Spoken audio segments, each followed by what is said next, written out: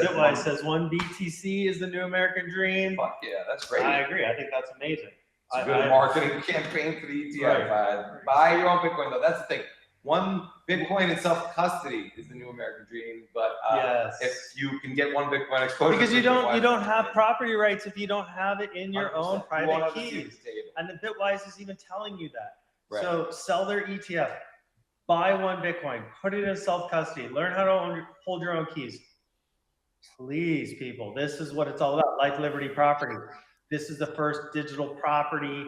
It's the first scarce asset in the world. It's the only way you're going to have American dream. I agree. Saylor meets Pakistan financing. So, I was looking this up, and it looks like he's been appointed like a Bitcoin advisor to Pakistan. That's kind of really compelling. For me, like the way I was trying to draw this down, I'm trying to see like how all these entities are trying to game theory it out. What makes Pakistan interesting is like we tend to more ally with India as a nation, I think, and politically. Bitcoin's for enemies, baby. Bitcoin's for enemies. And Bitcoin's going to unite the world. So I think that's great. The more people, the more enemies of our country that are stacking Bitcoin, the better. As far as Pakistan has to be looking at Ukraine and saying, why don't we have 46,000 Bitcoin? And now India is looking at Pakistan, and China then has. It's just exactly. This makes me think that this is the whole game theory of how Bitcoin replaces or makes it more difficult. So I think the Mar-a-Lago Accords they're gonna get together, and the Bretton Woods 2.0 is going to be the nations are going to come out and they're just going to put out a sheet like they did with those tariffs. And they're like, this is what all the nations already have.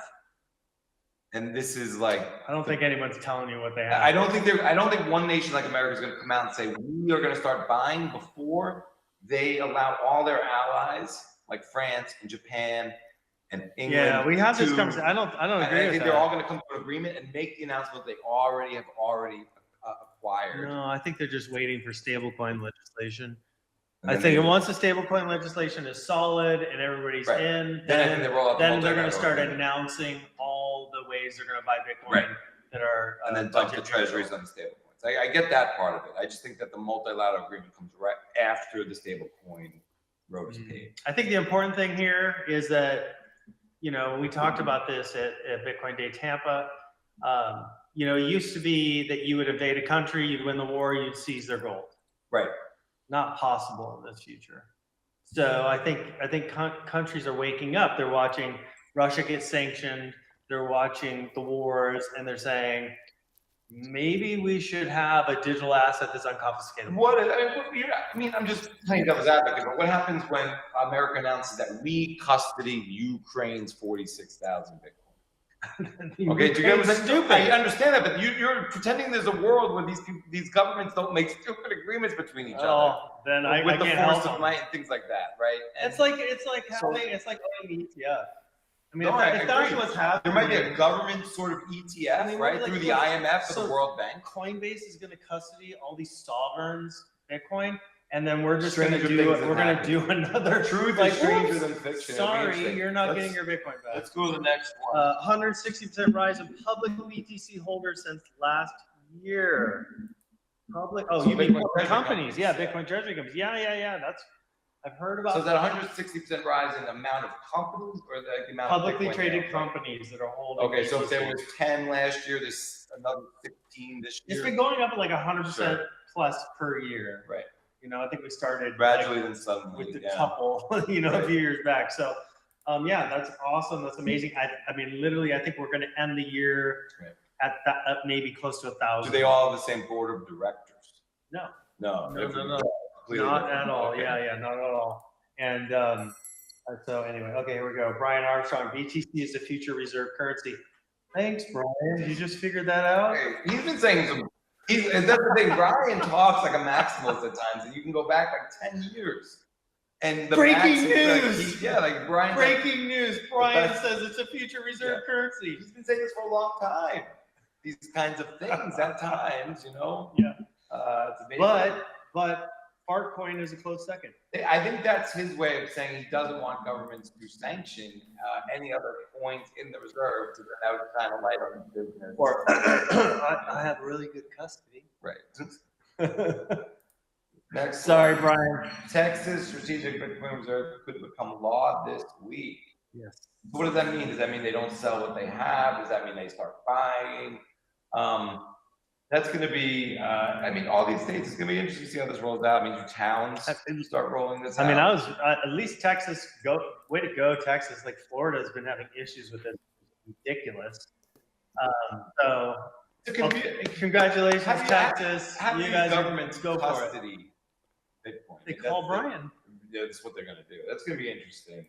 I think if they're in Texas, they should call Unchained. Unchained will custody for them. And then who do they give keys to? They can give keys to 3. They can do the institutional grade custody, and they can have trust companies hold the keys, and they can hold. Yeah, I think it's going to. I mean, come on, Texas. Yeah, don't sell out. Support your local brothers there at Unchained. Paul Tudor Jones, you need BTC in your portfolio. I saw this interview on CNBC. Paul Tudor Jones is fire. I've always thought he's amazing. He's also a fly fisherman, and yes, you need BTC in your portfolio. He was like one of the first hedge fund managers in the world to get it. Yeah, 100%. That was, back in 2020, he figured it out immediately when COVID hit, and he just keeps pushing harder and harder. Yeah, he's huge signal. It's strange because there's a lot of people, I think, in my orbit who would listen to what Paul Tudor Jones said if that kind of message made it to the news they read. Right. But well, he was on CNBC. He said, Bitcoin, gold, and stocks will do okay. He said he could see a future where stocks would get beat up. So, Bitcoin and gold, here we go, baby. I think we should bring up Tether CEO. Self-custody should be taught in schools. What do you think? That's awesome. I agree. Yeah. That's really cool. So if the CEO of a stable coin is telling you should custody your own Bitcoin, maybe you shouldn't hold that ETF. Yeah, I mean, I agree. I wanted to bring up the Iranians, all their banks, the Iranian bank got hacked. All the money apparently disappeared. Yep. And it makes you wonder, like, they didn't have a backup. Maybe the backup got corrupted and disappeared. But like, I think they hacked the central server and deleted the balances. And right. So if you mess with the balances and everybody looks at their account, they got zero. So I bring this up because BlackRock aims to be the largest Bitcoin manager by 2030. Again, I think that'd be antithetical to Bitcoin. ETFs are interesting. It's financialization of Bitcoin. It's a great way for grandma to get some exposure, but it would just not the greatest thing for them. You don't need a BTC manager. What is a manager of BTC? Like, they're not running a trading strategy. They're buying it for you. Right. They're your babysitter. That's your, like, right. And you pay fees in, you pay fees out. Buy your own Bitcoin. You don't need a but if they can manager. If they can wipe the database from the Iranian banks, they could do it to our banks. Oh, yeah. Right. 100%. So that's going to happen. What's interesting is that's the first thing I thought immediately when I said that. I was like, oh, we're next. Or on the line. Like some countries next after Iran. We 100%. Could be next in line or 10th in line. But what's really interesting is the story doesn't even need to be true to be a wake-up call for people. I mean, maybe Iran is like, you know what, or Iran, I should say. Iran is like, we actually have a backup that they don't know about, and things will be ready in 3 days. And things go on and on that front, and it's not what we hear, right? It's propaganda.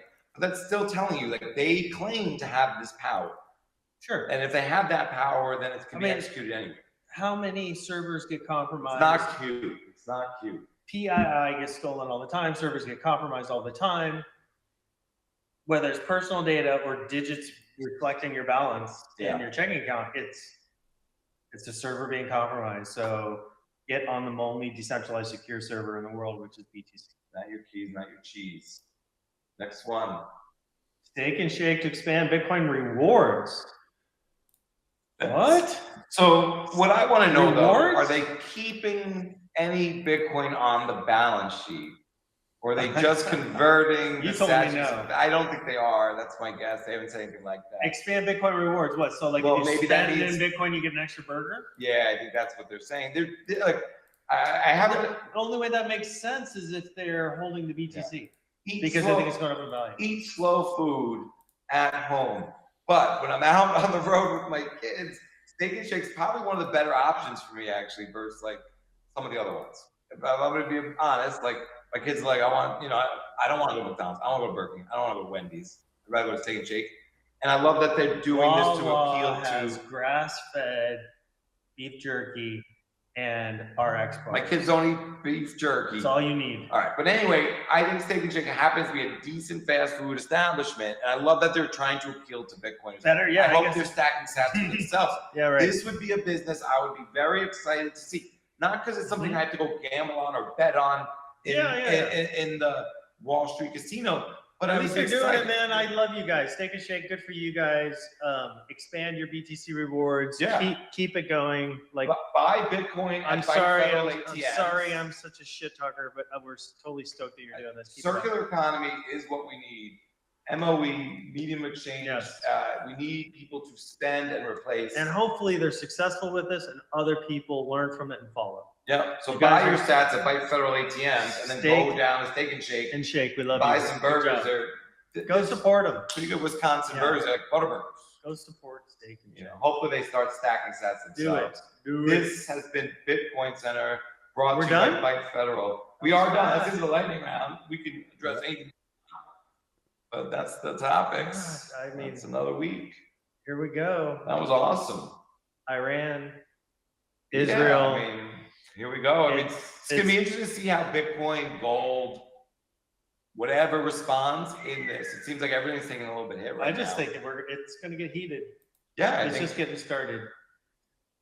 Yeah, I mean, all the chatter about false flags on the horizon. You see Trump tweeting about, we won't go unless we're attacked. That's like literally lighting the. CNN had a video today about some 2,500 square mile nuclear base that was never known about until today. Where? In Iran. Oh, like it sounds very like Iraq, like is what I'm saying. Like we're gonna go in there and not find everything we were looking for. The bottom line, I think the bottom line for all Americans is that we need to be safe. We need to be careful. And we need to be leery of anything that we hear about attacks on our soil. This is true. Question everything. If you haven't learned anything since 2001, it's question everything. Since 2020. Or since 1940. I'm old enough to remember 2020. I mean, how many false flags have we, in hindsight, identified as the reason why we got into a war? I mean, it's over and over and over again. Yeah. So, in almost every country. I suspect it's coming, and we need to be aware of that and honest with ourselves about that. So you've heard Bitcoin is the new gold rush by now. As world leaders on all sides have endorsed it as the future of money, and now you're looking to get started, we'll show you how. It's actually easier than you think. First, go to your nearest Byte Federal ATM and turn your cash to coin. Byte Federal has over 1,200 locations around the country with the highest daily limits. Go to our website, bytefederal.com, to find the nearest ATM to you. Log in to any wallet, then create an account, deposit your US cash, and instantly convert it to Bitcoin. That's it. We are the only US manufacturer and operator in the Bitcoin ATM industry, and our US-based live customer service is second to none. Go on, give it a whirl, and don't get left behind. Click the link below.